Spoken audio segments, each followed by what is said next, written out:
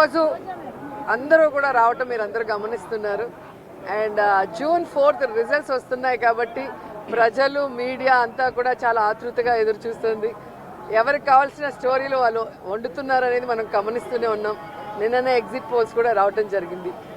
ఎవరు ఏం exit polls ఇచ్చినా ఎక్కడ ఏం డిస్కస్ చేసినా ఫైనల్గా జరిగేది సెకండ్ టైం జగనన్న సీఎం. ఎందుకంటే ఈ రాష్ట్ర ప్రజలు సంక్షేమానికి అభివృద్ధికి పట్టం కట్టడానికి రెడీగా ఉన్నారు కాబట్టి మహిళలు ముసలి వాళ్ళు పెద్ద ఎత్తున రాత్రి 9 అయినా కూడా ఎదురు చూసి ఓటింగ్ వేసి వెళ్ళటం మనం అందరం కూడా గమనించాం. సో మనకి స్వాతంత్రం వచ్చిన తర్వాత ఇంత పెద్ద ఎత్తున సంక్షేమాన్ని అభివృద్ధిని ప్రజల కోసం అందించిన ఏకైక ముఖ్యమంత్రి జగన్మోహన్ రెడ్డి గారు. రాష్ట్రం విడిపోయి నష్టాల్లో కష్టాల్లో ఉన్నా కూడా ప్రభుత్వ బాధ్యతగా ప్రజలకి మంచి చేయాలి, రాష్ట్రాన్ని అభివృద్ధి వైపుకు నడిపించాలి అని చిత్తశుద్ధితో పారదర్శక పరిపాలన అందించారు కాబట్టి ఈరోజు మేమంతా కూడా చాలా కాన్ఫిడెంట్గా ఉన్నామన్న విషయాన్ని మీ అందరికీ తెలియజేసుకుంటున్నా.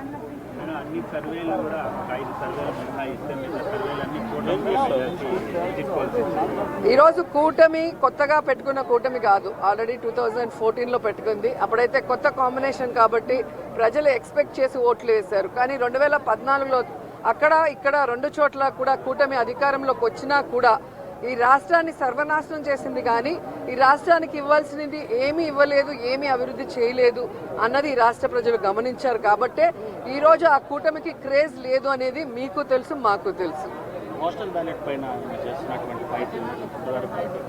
ఖచ్చితంగా ఈరోజు ప్రజలందరూ కూడా గమనించాల్సిన విషయం, వ్యవస్థలు ఏ విధంగా ఈరోజు చంద్రబాబు నాయుడు చేతిలో వాళ్ళు ఇష్టానుసారం చేస్తున్నారో మనం గమనిస్తున్నాం. ఆ విషయాల్ని ఇష్టానుసారం ఎలక్షన్స్ అప్పుడు మార్చేయటం, అలాగే కేసులు పెట్టించడం వైఎస్ఆర్సీపీ నాయకుల మీద.